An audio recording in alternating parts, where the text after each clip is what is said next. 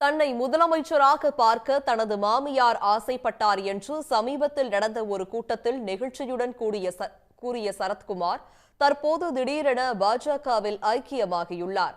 நேற்று வரை பாஜகவுடன் கூட்டணி என்று கூறி வந்தவர் திடீரென கட்சியையே பாஜகவில் இணைத்தது அரசியல் வட்டாரத்தில் அதிர்ச்சி கலந்த ஆச்சரியத்தை ஏற்படுத்தியுள்ளது.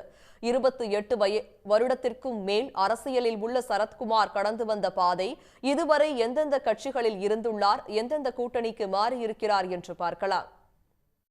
நம்ம நாட்டாம பாதம் பட்டா எங்க வெள்ளாம விளையுமடி. 90களில் வெளியான சேரன் பாண்டியன், நாட்டாமை அப்படின்னு பல வெற்றி படங்கள்ல நடிச்சு பிரபலமாயிருந்த நேரத்திலேயே 1996ல் திமுகவில் சேர்ந்தாரு சரத்குமார். அப்போ நடந்த சட்டமன்ற தேர்தலில் திமுகவோட நட்சத்திர பேச்சாளராக இருந்த அவருக்கு 98 மக்களவை தேர்தலில் போட்டியிட வாய்ப்பு கொடுக்கப்பட்டுச்சு.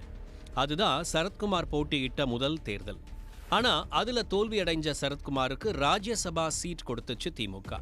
இந்த நிலையில 2006 சட்டமன்ற தேர்தலுக்கு முன்னாடி உட்ரா சண்முக வண்டியன்னு நாட்டாம பட வசனம் மாதிரி திமுகவில் இருந்து விலகி அதிமுகவுக்கு தாவுனாரு சரத்குமார்.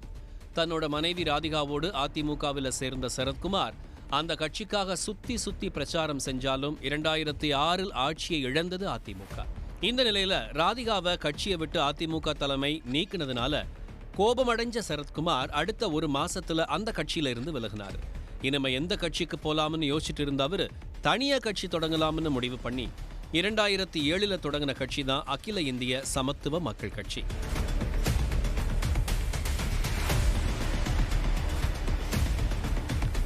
நாம் சிறப்பாக செயல்பட்டால் 2011 இங்கு போட்டிருக்கிறது.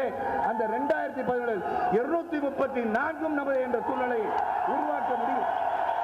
முதலமைச்சர் கனவோட கட்சி தொடங்கின சரத்குமார் முதல்ல சந்திச்ச 2009 நாடாளுமன்ற தேர்தலில் அவரோட கூட்டணி வைக்க எந்த கட்சியும் முன்வரல. அப்போ அதே நிலைமையில இருந்த பாஜகவும் என்ன பண்றதுன்னு தெரியாம ஜனதா தளத்தின் சுப்பிரமணியன் சுவாமி, நாடாளு மக்கள் கட்சியின் தலைவர் நடிகர் கார்த்திக் போன்றவர்களோட ஒரு மெகா கூட்டணி அமைச்சது. அந்த கூட்டணியில சரத்குமாருக்கு இடம் கிடைச்சது. ஆனா தேர்தலில் அவர் கட்சிக்கு எந்த இடமும் கிடைக்கல. போட்டியிட்ட அத்தனை இடத்துலையும் டெபாசிட் போச்சு. இனி இந்த கூட்டணி வேலைக்கு ஆகாதுன்னு முடிவு பண்ணி தன்னோட முயற்சியில கொஞ்சம் கூட மனம் தளராம பலகட்ட முயற்சிகளுக்கு அப்புறம் அதிமுகவோட கூட்டணி வச்சாரு.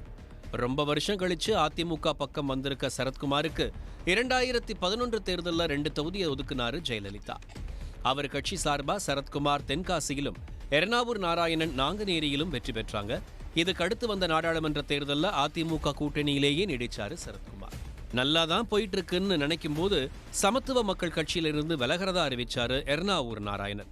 கட்சியில எல்லோருக்கும் தெரிஞ்ச 2 பேர்ல ஒருத்தரான எர்ணாவூர் நாராயணன் பிரிஞ்சதால சாமகவின் தனிப்பெரும் தலைவரா மாறிய சரத்குமாருக்கு 2016 தேர்தலில் ஒரு சீட்டு தான் தர முடியும்னு அதிமுக தலைமை சொல்லிடுச்சு. திருச்செந்தூர் தொகுதியில களமிறங்கின சரத்குமாருக்கு தோல்விதான் கிடைச்சது. 2019 தேர்தலில் அதிமுக தலைமையில் அமைஞ்ச கூட்டணியில தனக்கு சீட் கிடைக்கும்னு எதிர்பார்த்து காத்திருந்த சரத்குமாருக்கு ஏமாற்றம் தான் கிடைச்சது. இதனால கோபமா தனியா போட்டியிட போறதா பிப்ரவரி மாசம் அறிவிச்சாரு. அப்புறம் என்ன நினைச்சாரோ தெரியல, மார்ச் மாசத்துல அதிமுகவுக்கு ஆதரவா பிரச்சாரம் பண்ண போறதா கிளம்பிட்டாரு. அந்த தேர்தலில் சரத்குமார் வெறும் பிரச்சாரம் மட்டும்தான் செஞ்சாரு. புரட்சி தலைவர்கள் கருங்களை வெளிப்படுத்த இங்கு நமது வேட்பாளர், உங்கள் வேட்பாளர் படித்தவர், பண்புள்ளவர், அனைத்தின் அண்ணா திராவிட முன்னேற்ற கழகத்தின் வேட்பாளர், சமத்துவ மக்கள் கட்சியின் ஆதரவு பெற்ற வேட்பாளர், உங்கள் ஆதரவு பெற்ற வேட்பாளர். அதிமுக கூட்டணியில போட்டி, அந்த கூட்டணிக்கு ஆதரவுன்னு 10 வருஷமா அங்க இருந்த சரத்குமார் 2021 தேர்தலில் புது கூட்டணியில இணைஞ்சாரு. கமலோட மக்கள் நீதி மையத்தோட தலைமையில் அமைஞ்ச கூட்டணியில இருந்த அவருக்கு 40 தொகுதிகளை ஒதுக்குனாரு கமல்ஹாசன். ஆனா எங்களுக்கு 37 தொகுதிகளே போதும்னு சொல்லிட்டு தங்களுக்கு கொடுத்த 40 தொகுதிகள்ல 3 தொகுதிகளை திரும்ப கொடுத்துட்டு வந்துட்டாரு சரத்.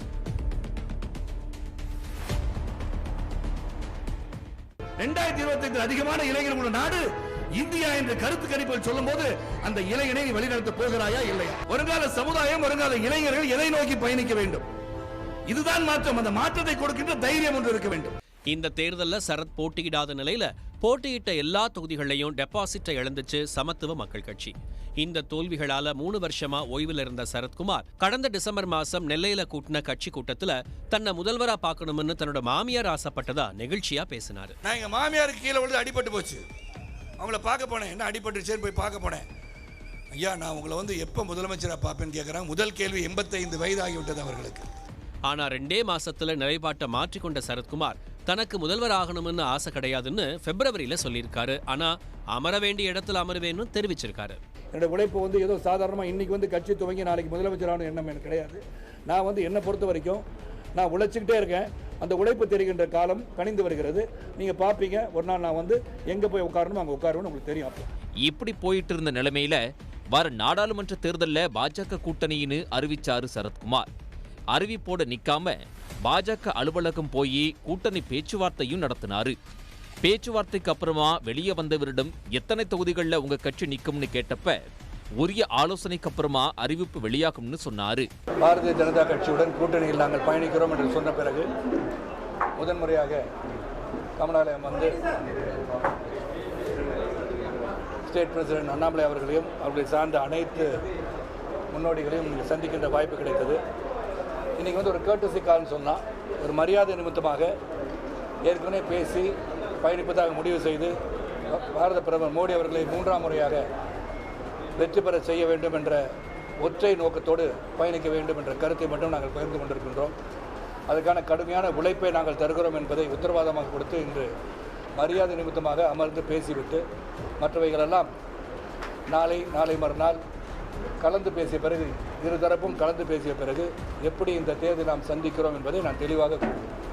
அதனால நெல்லையா தூத்துக்குடியா எதுல களமிறங்குவாரு சரத்குமார்னு எல்லோருடைய கவனமும் அவர் மேல இருக்க, யாருமே எதிர்பார்க்காத ட்விஸ்டா தன்னோட கட்சியை பாஜகவோட இணைக்கிறதா மறுநாளே தடாலடியா அறிவிச்சிருக்கிறாரு சரத்குமார். ஒவ்வொரு முறை தேர்தல் வரும்போதும் எத்தனை சீட்டு, எத்தனை இடம், என்ன கோரிக்கை என்றே சென்று கொண்டிருக்கிறது. நம் வலிமையெல்லாம் ஏன் ஒரு வலிமையான மோடிஜி அவர்களுக்கு நாம் அர்ப்பணித்து அவருடன் சேர்ந்து செயல்பட்டால் என்ன என்று என் மனதில் தோன்றியது. அந்த நேரத்தில் என் மனைவியை எழுப்பி, என்னங்க ஆச்சு, நான் இப்படி ஒரு முடிவை நான் எடுத்திருக்கின்றேன், அது சாத்தியமா என்று கேட்டேன். சாத்தியம்தான். நீங்கள் முடிவெடுத்து விட்டீர்களா என்றால், நான் முடிவெடுத்து விட்டேன். என் இயக்கத்தின் சகோதரனை காலையில் சந்தித்து விட்டு நிச்சயமாக என் கருத்தை அவர்கள் வெளிப்படுத்துவார்கள், நான் சொன்னதை கேட்பார்கள் என்ற நம்பிக்கை எனக்கு இருக்கிறது. அப்படிப்பட்ட தோழர்களை தான் நம் இயக்கம் கொண்டிருக்கிறது. சரத்குமாரோட இந்த அறிவிப்பால 15 ஆண்டுகளாக பல ஏத்த இறக்கங்களை சந்திச்சுட்டு வந்த சமத்துவ மக்கள் கட்சிங்கிற ஒரு இயக்கம் இனி இல்லைங்கிறத அந்த கட்சியோட தொண்டர்கள் எப்படி ஏத்துப்பாங்கன்னு போக போகத்தான் தெரியும். உடனுக்குடன் செய்திகளை தெரிந்து கொள்ள சன் நியூஸ் பெல் ஐகானை கிளிக் பண்ணுங்க.